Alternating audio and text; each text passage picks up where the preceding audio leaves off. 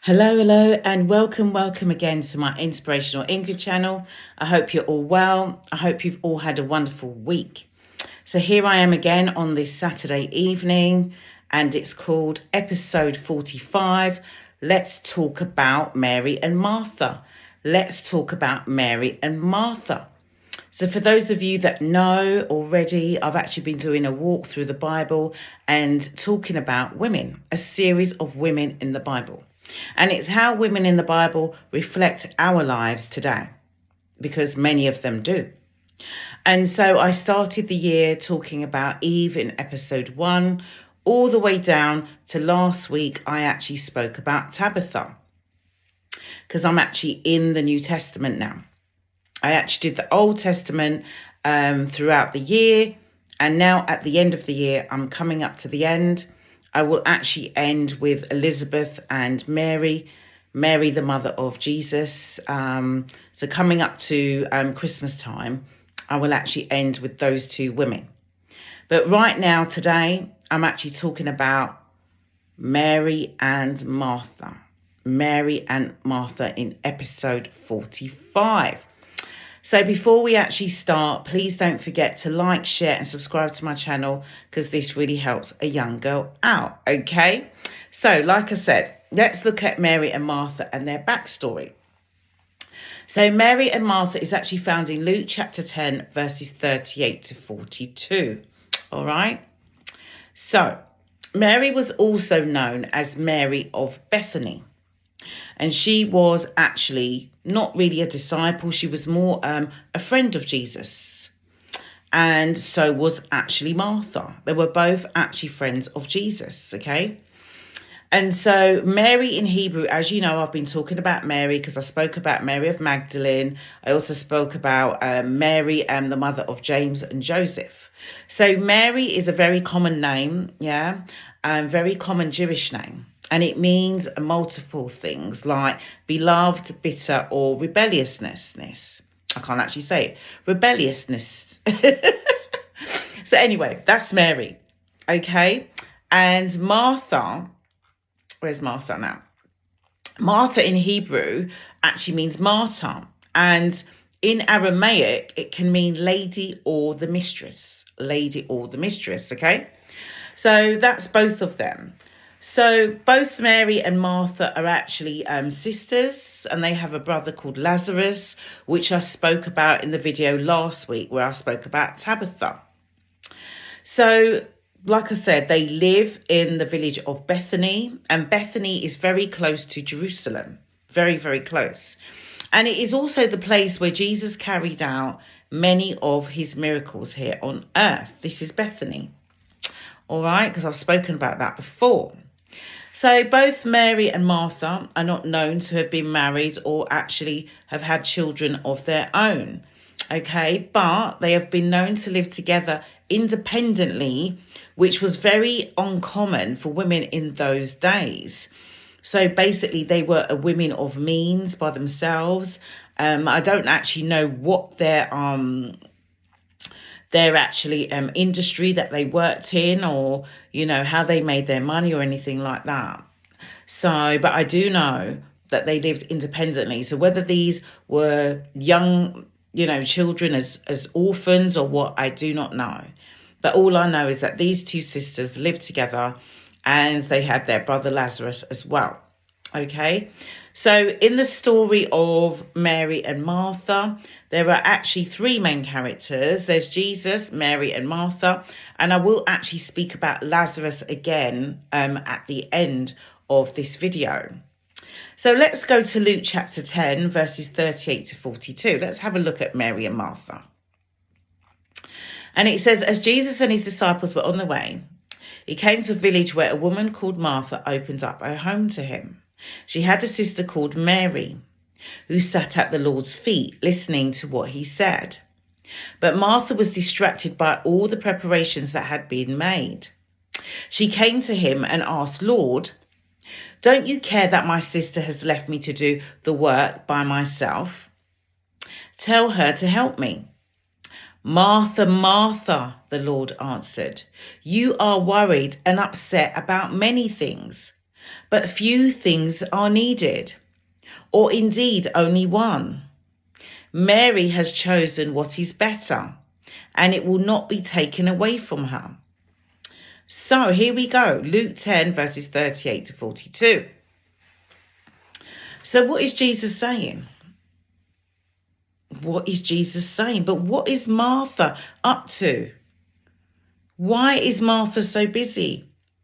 Now, at the beginning of this story, it said that Martha opened the door to Jesus and his disciples, and she made preparations in terms of food and refreshments. Now, many of us like to cook and host. I mean, I know that I do, right? But many of us actually like to do this. And we like to entertain and make people happy. And that's who Martha was.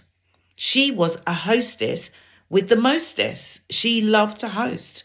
And especially as she knew Jesus, Jesus, remember, was the friend to Martha, Mary, and Lazarus. Very, very good friends. So of course she would welcome him. But Mary of Bethany, on the other hand, she decided to sit down at the feet of Jesus and listen to what he had to say. She wasn't even worried about entertaining or hosting. She just wanted to sit and hear the words spoken by the Son of God. And you know those people. There's always two sets of people. If you go to a home, right, whether you're the host or you're just a visitor, you'll either have the people that love to serve. Even if it's not their own house, they will come and help you. And then you have the other ones that like to sit down and be served, don't you?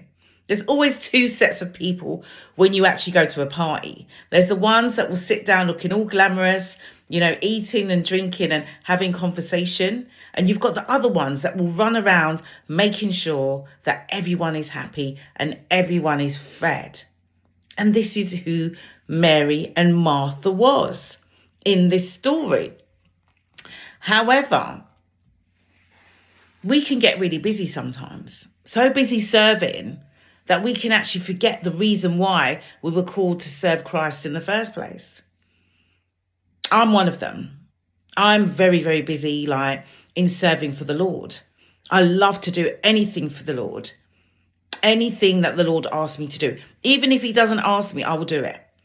So maybe I'm a little bit like a Martha, because I do like to host. I do like to make sure people are fed. I do like to make sure that people are happy. But guess what? When you're serving, you can get so busy that you forget what's important. And this is what Jesus was saying. Jesus was telling Martha that you are forgetting the most important thing. What you should be doing is resting at my feet like your sister Mary and spending time with me and listening to my words. Have you ever hosted anyone and been able to sit and listen when you are the host? And usually when you're hosting, you're usually the last one sitting down, aren't you? So if Jesus has come to your home today, by the time you've served him drinks, the welcome drinks, then you decided to give him a starter, a little taste, and then the main course, then perhaps a cake, a dessert. And then after that, you'd give him some coffee and some biscuits. Then you would sit down. But by the time you sit down after all of that, you might have actually started to clear up the kitchen as well. Jesus would have finished the message. So you wouldn't have actually heard what Jesus was saying to everyone else in the home because you was too busy. You was being Martha while Mary was actually sitting down at the feet of Jesus listening. Now, there is nothing wrong with serving. This is what we mustn't forget. Jesus' whole ministry talks about how we must serve and serve others well. This is not what he's saying. Yeah? Basically, Jesus is saying, stop for a moment. Rest in my presence. Feel the Spirit of God within you and just listen. Just for a moment. Just for a moment. So Mary, on the other hand, she was just sitting and listening. She didn't worry about Martha. She wasn't bothered that Martha was running around. It didn't faze her in the slightest. Martha was still busying herself and serving. But now Jesus is saying, you are not to serve, but come and sit with me for a little while. There is always work to do. There's a time to serve and there's a time to sit. And he means just sit. The Bible also tells us that sometimes we must be still and let the Lord take over. And this is exactly what Jesus was saying right here in this passage. There is a time and a season for everything under the sun. But sometimes we just need to sit. We just need to sit. So I came across this poem today, and it's by Annie Johnson Flint. And it talks about the story of Mary and Martha and how Mary sits and listens and how Martha busies herself. So let's see if I can actually do it any justice, okay? Sorry, I've got something in my throat at the minute. So it goes like this.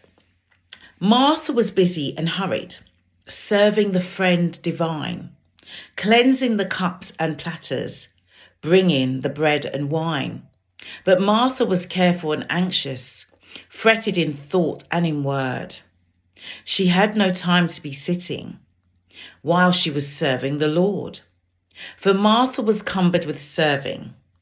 Martha was troubled with things, those that will pass with the using. She was forgetting her wings. Mary was quiet and peaceful, learning to love and to live. Mary was hearing his precepts. Mary was letting him give. Give of the riches eternal, treasures of mind and heart. Learning the mind of the master, choosing the better part. Do we ever labour at serving, till voices grow fretful and shrill, forgetting how to be loving, forgetting how to be still? Do we strive for things in possession, and toil for the perishing meat, neglecting the one thing needful, sitting at Jesus' feet? Service is good when he asks it, labour right in its place. But there is one thing better, looking up in his face. There is so much he can tell us, truths that are precious and deep. This is the place where he wants us. These are the things we can keep. So in this poem, it's basically saying that there will always be a time to serve. But right now, listen to the master. He has treasures in his word. Keep those treasures in your heart and your mind, because these are for eternity. These will not pass away. These will be with you forever, while the food and the drink will soon disappear. So right now, be still. Be still in the Lord and listen. Listen. And so now I'm going to go back to John 11, and where I spoke about the death of Lazarus, but I'm not going to concentrate so much about the death today. I just want to show you something about Mary and Martha in this story of Lazarus, their brother. So I'm going to read John 11, verses 1 to 3, verse 27 and verse 40. So let's go. It says, now a man named Lazarus was sick. He was from Bethany, the village of Mary and her sister Martha. This Mary was brother Lazarus, now lay sick, was the same one who poured perfume on the Lord and wiped his feet with her hair. So the sisters sent word to Jesus, Lord, the one you love is sick. So you see in this version, I think I spoke about Mary Magdalene before in my previous episode. And in that scripture, it said they didn't know who the woman was and what her name was that poured perfume on Jesus's feet. But here it says in John 11, verses 1 to 3, right?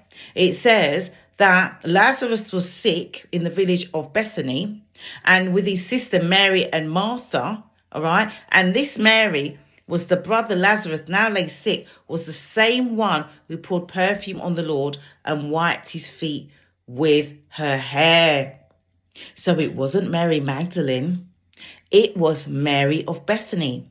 It was Mary, the sister of Martha. It was Mary, the sister to Lazarus as well. This is the one. This is the woman. So the woman who poured an anointed, expensive perfume on Jesus's feet had a name. And her name was Mary of Bethany. So isn't it great when I actually read different episodes and it doesn't give you much information, but then you carry on the story later on. You continue reading the Bible until you get to the section that you need that actually explains who people are and what their purpose on earth was. And as we know, the reason why Mary of Bethany poured expensive perfume on Jesus's feet is because she was preparing him for his death. Because in other scriptures, it tells you about the spices that they used. Yeah, the spices they used to prepare someone that was about to die. And this expensive perfume was probably one of those spices. So I'm going to continue now. I'm going to go to John 11, verse 27. So now remember, Lazarus, the brother to Mary and Martha, has now died. They sent word to Jesus to say, come, can you heal him? And so Jesus was saying to Martha, he was saying, do you believe me? Do you believe that I am the Messiah? Basically, do you believe I am the one that can resurrect life? Do you believe that I am the one who came on this earth? And in John 11, verse 27, this is what Martha says. She says, yes, Lord, I have come to believe that you are the Messiah, the Son of God, the one who is coming into the world. So remember, this was Martha, the one that was busy. Remember, she was busy. It was Mary of Bethany that was listening, wasn't it? But here, Martha is saying, yes, Lord, I have come to believe that you are the Messiah, the Son of God, the one who is coming into the world. So even though she was busy before, she's now sitting at his feet. She's now listening to him and she believes. Martha now believes. So it does beg to differ now that she believes and she's heard from him, even though she's a friend. She believes him now. Have you ever had friends and you've never believed who they really are? You've been with them all your life, but you've never actually realized that there's someone special or they could actually do something in the world for you to take notice. Jesus was that person to Lazarus, Mary, and Martha. Jesus was special. And they now realized that they had someone special with them in their presence. And it was Jesus. It was Jesus. But like I said, Martha said she now believes. She now believes. This is really important. So now let's look at John 11, verse 40. And it says, then Jesus said, did I not tell you that if you believe, you will see the glory of God? And the reason why he said that is because he brought Lazarus to life. Jesus raised Lazarus from the dead. If you go back to my video last week, it actually explains that Lazarus was actually dead for some time, for a few days. And that means he was actually starting to smell. You know, if a body has not been cleansed with the spices and, like I said, those oils, like Jesus was anointed with that special perfume. Yeah, they need to actually prepare a body once they die. And now Lazarus was actually in the tomb as well. Yeah, and they'd closed the tomb. Here Jesus says in John 11 verse 40, he says, did I not tell you that if you believe, you will see the glory of God? So what Jesus is actually telling us here, if you want to see the glory of God in any area of your life at all, you first need to believe. You have to have the faith and the hope in Jesus Christ, our Lord, that it will be so. Because if you believe, it will be loosed from heaven and loosed on earth. It will come to fruition. You will be able to see it with your own eyes because it will be the glory of God. And this is one of the most famous miracles, Lazarus being resurrected in the Bible. One of the most miracles here. Because the story actually says that Jesus didn't actually go straight away. He waited. He waited until Lazarus died so that everyone would believe, so that everyone would actually see the glory of God. Amen. So now we're going to have a look at John 12 verses 2 to 8. Okay. We're going to have a look. And it's actually going to talk again about Mary. This is not Martha, because before I was really talking about Martha. We're going to go back to Mary. So listen to this. Listen to this. John 12 verses 2 to 8. It says, here a dinner was given in Jesus' honour. Martha served while Lazarus was among those reclining at the table with him. Then Mary took about a pint of pure nard, an expensive perfume. She poured it on Jesus' feet and wiped his feet with her hair. And the house was filled with the fragrance of the perfume. But one of the disciples, Judas Iscariot, who was later to betray him, objected.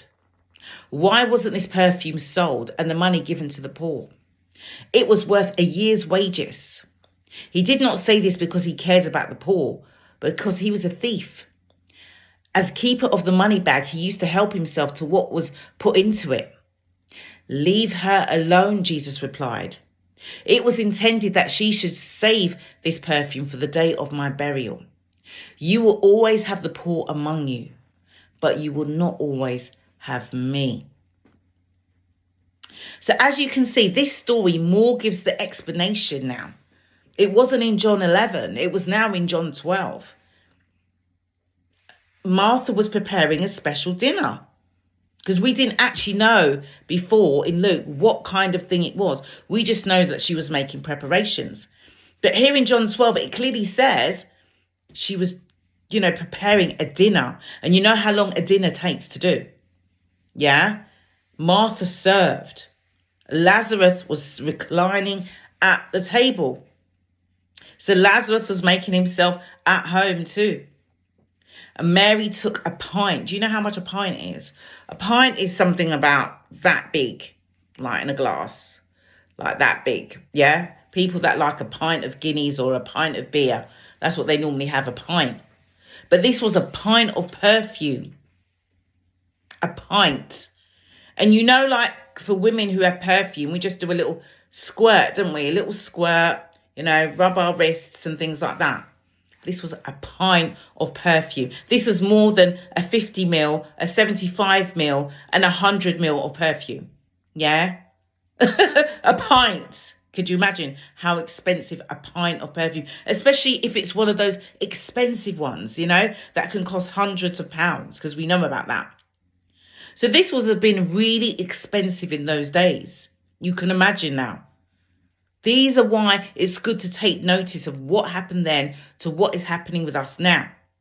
Now, could you imagine if your sister had used a pint of perfume, like about that big bottle, expensive, hundreds of pounds, yeah, and used it to use her hair to wipe Jesus's feet? But it wasn't the sisters. Yeah, it wasn't Martha that was upset. It wasn't Lazarus that was upset. So, Mary's brother and sister was not upset about what she was doing. It was Judas. It was Jesus's own disciple, the one that betrayed him later, the one that helped to put him to death. He was also Jesus's friend. He was also Jesus's friend.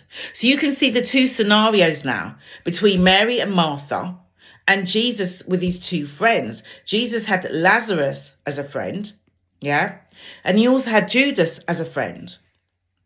Lazarus died, okay, and Jesus resurrected him to life. Judas, on the other hand, he put Jesus to death.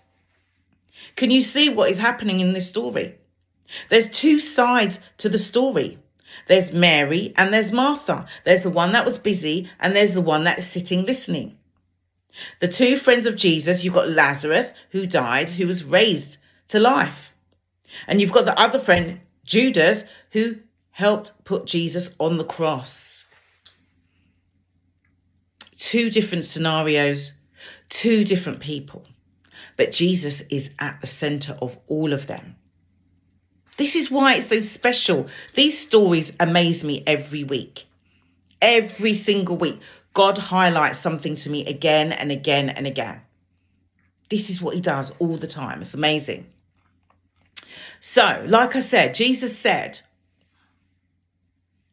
you will always have the poor, but you won't always have me.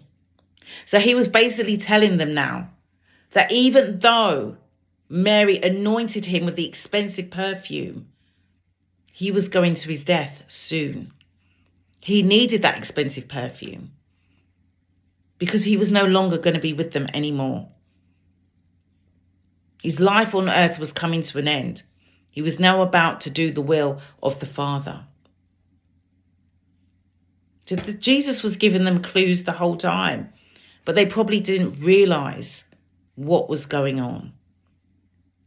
But remember, Jesus foresaw everything that was to take place. He knew Lazarus would live. He knew Judas would betray him. He knew Martha would be busy. And he knew Mary would sit still and listen to him and anoint his feet with expensive perfume. Jesus knew all of it already. There was nothing that Jesus didn't know. Jesus knew all of it.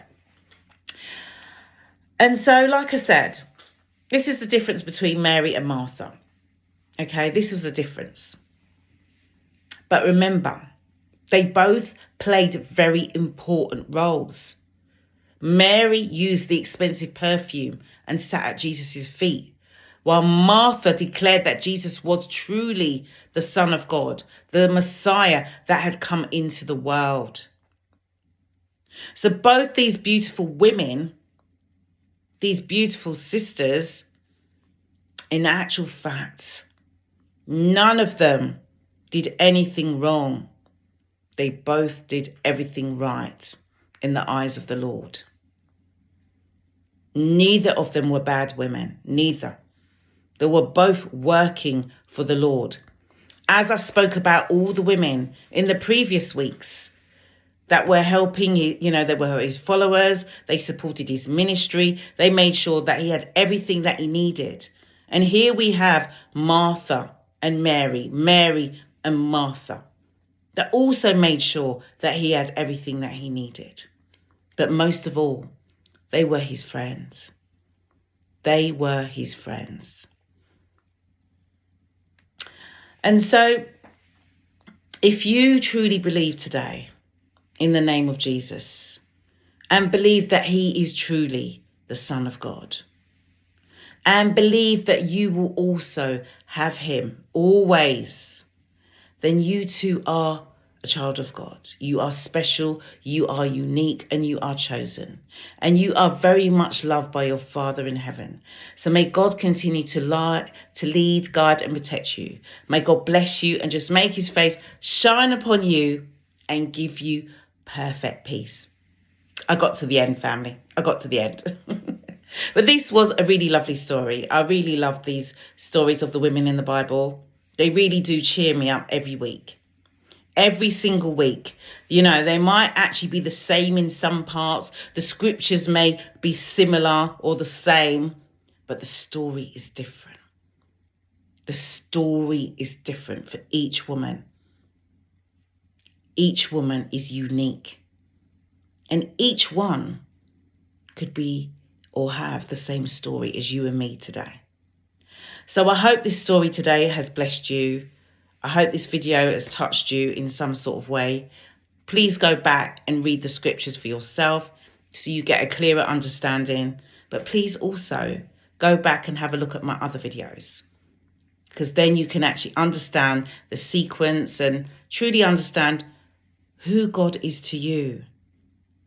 Who God is to you and your personal walk and your personal relationship. Anyway, this one's been long. It was meant to be short and I've done 30 minutes already. So I think this is it for me, guys. So have a blessed day. Have a blessed week until I see you again. Take care of yourselves. Bye for now. Bye-bye.